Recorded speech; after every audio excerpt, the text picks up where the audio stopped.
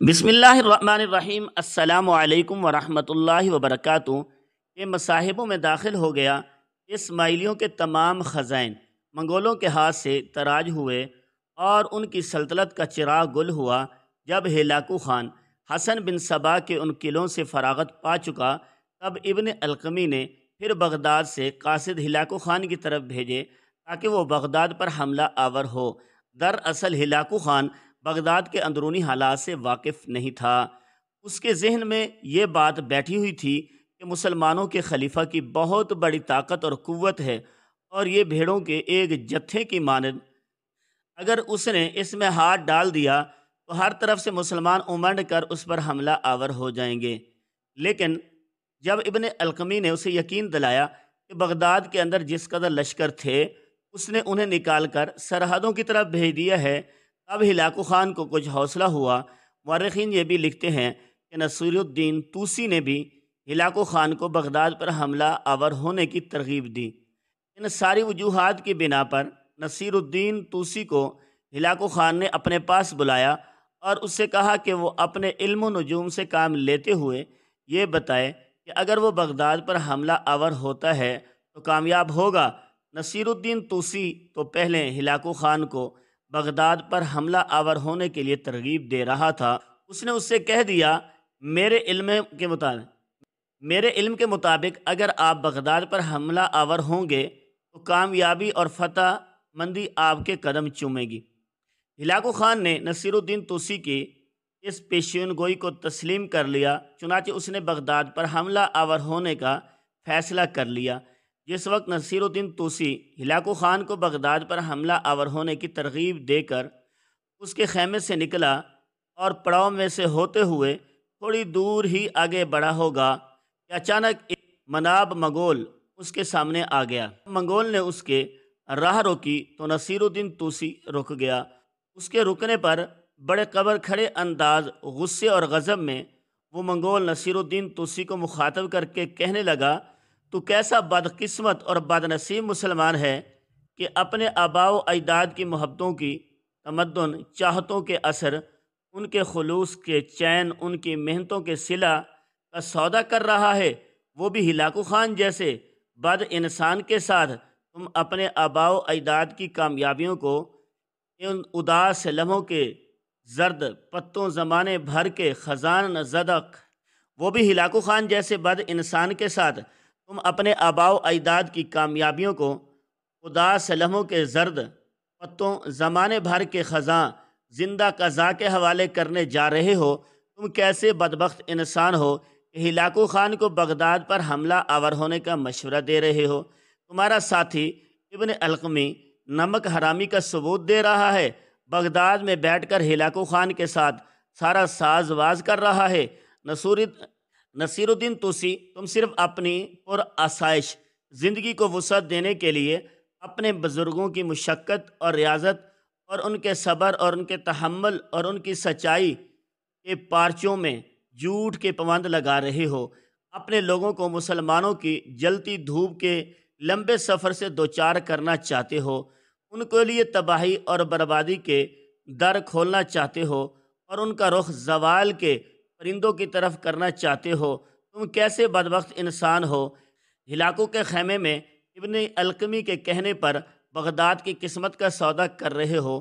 یہاں تک کہتے کہتے وہ منگول رک گیا، اس لیے کہ ہلاکو خان اپنے کچھ مسلح جوانوں کے ساتھ اپنے نیچے سے نکل کر وہاں آ گیا اور نصیر الدین طوسی کو مخاطب کر کے کہنے لگا، یہ تمہیں کیا کہہ رہا تھا؟ جواب میں اس منگول نے جو الفاظ استعمال کیے تھے وہ نصیر الدین طوسی نے ہلاکو خان سے کہہ دینے تھے۔ اب ہلاکو خان نفرت بھرے انداز میں اس منگول کی طرف دیکھنے لگا تھا، پھر اسے مخاطب کر کے کہنے لگا، تیری یہ مجال کہ تو نصیر الدین طوسی کے لیے یہ الفاظ استعمال کرے۔ اس منگول کی چھاتی تن گئی اور قہر بھرے انداز میں وہ ہلاکو خان کی طرف دیکھتے ہوئے کہنے لگا، ہلاکو، جو الفاظ میں نے اس بدبخت نصیر الدین طوسی کے لیے استعمال کیے ہیں اس سے بھی سخت الفاظ میں تمہاری موجودگی میں تمہارے خلاف استعمال کرنے کی ہمت اور جرأت رکھتا ہوں۔ سن ہلاکو، نفرت کیے جانے والا، ایک جہنم، حرص، ہوس کا کوئی گہوارہ اور فنا کے لشکر کا سردار ہے۔ تو رسوائیوں کا امین ہے۔ میری تیرے لیے بد دعا ہے کہ کوئی ایسا آدمی اٹھے جو تیری حالت ہے کفنائی لاش، بدنامی سے اٹھے چہرے اور وقت کے کالے بندر دروازوں جیسی کرے، بدنامی سے اٹھے چہرے اور وقت کے کالے بند دروازوں جیسی کرے، جو تیری ذات کی تناہیں کس دے اور تیرے چہرے پر دکھ کی دھول پھیر دے۔ اس سے آگے وہ منگول کچھ نہ کہہ سکا، اس لیے کہ ایک جھٹکے کے ساتھ ہلاکو خان نے اپنی تلوار نکالی اور اس منگول کو اس نے گردن کاٹ کر رکھ دی۔ وہ منگول مسلمان تھا۔ مورخین کے مطابق وہ ہلاکو خان کے چچا زاد بھائی برتائی خان کا رشتہ دار تھا۔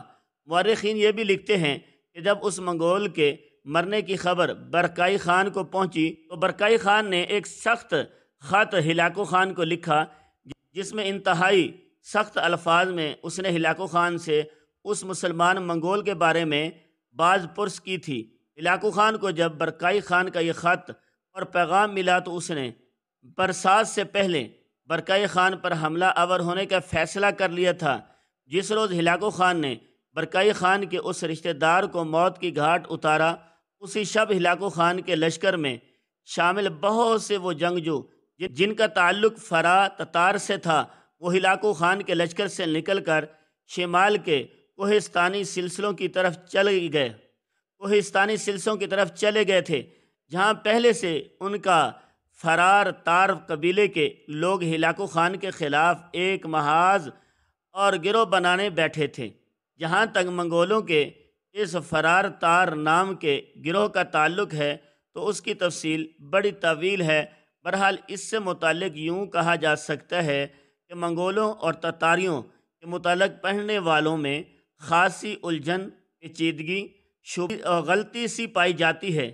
تاریخ کی کتابوں کے مطابق سے سب سے بڑی دقت پیش آتی ہے کہ پڑھنے والے لوگ منگول، تتار، مغل، ترکمان، کرتار وغیرہ قوموں میں نہ امتیاز کر سکتے ہیں، نہ ہی ان کی تفریق اور نہ اصلیت سے واقف ہوتے ہیں۔